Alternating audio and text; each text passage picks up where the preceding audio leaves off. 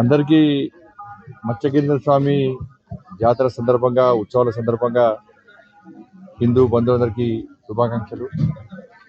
గత సంవత్సరం కూడా స్వామివారి జాతర రావడం జరిగింది. కాకతీయుల నాటి నుంచి గుడి ప్రాధాన్యత ప్రాముఖ్యత సంతరించుకున్నటువంటి ఒక పవర్ఫుల్ టెంపుల్.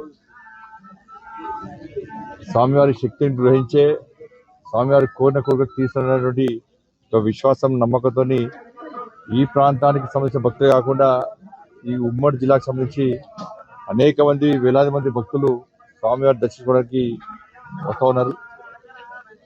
తప్పకుండా ఎవరైతే స్వామివారి దర్శించుకున్నారో, స్వామివారు తలిచారో, స్వామివారు కొలిచారో వారందరి యొక్క కోరిన కోరికలు తీర్చాలని చెప్పి మనస్ఫూర్తిగా ఆ స్వామివారిని వేడుకుంటూ, అభివృద్ధికి సంబంధించి మత్స్యకేంద్ర స్వామి దేవాలయానికి సంబంధించి చాలా మంది పేద భక్తులు వస్తూ ఉంటారు.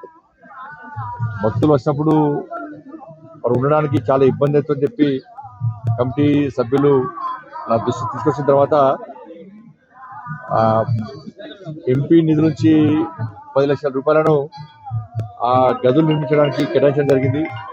ఇప్పుడే భూమి పూజ చేసి ప్రాణులు ప్రారంభించడం జరిగింది. అప్పుడు మంటప నిర్వహణ కూడా మధ్యలో అయిపోయింది కాబట్టి వాళ్ళ స్వామివారి దయతోని మళ్ళీ ప్రజలందరూ ఆశీర్వాదంతో గెలిచిన తర్వాత మేలో ఇంకా 10 lakhs రూపీస్ ఆ మంటపం కోసము తప్పకుండా కేటాయిస్తారని చెప్పి మాట ఇవ్వడం జరిగింది. అప్పుడు దేవాలయాల అభివృద్ధికి సహకరించాల్సిన బాధ్యత నా మీద ఉంది కాబట్టి దేవాలయాలకు తప్పకుండా సహకరిస్తా. ముందు కూడా మనకి ఏ అవకాశం వచ్చినా కూడా ఈ దేవాలయ అభివృద్ధికి తప్పకుండా సహకరిస్తా అని చెప్పి ఈ సందర్భంగా తెలియజేస్తూ, దాంతోపాటు హుజాబాద్ రూరల్ సంబంధించి కూడా బీసీ కమ్యూనిటీల కోసం కూడా 5 లక్షల రూపాయలను కూడా కేటాయించడం జరిగింది. ఆ ప్రొసీడింగ్స్ కూడా ఈ దేవాలయం యొక్క ప్రొసీడింగ్స్, ఆ 5 లక్షల ప్రొసీడింగ్స్, 10 లక్షలు 5 లక్షల ప్రొసీడింగ్స్ కూడా ఈరోజు అందించడం జరుగుతూ ఉన్నాయి.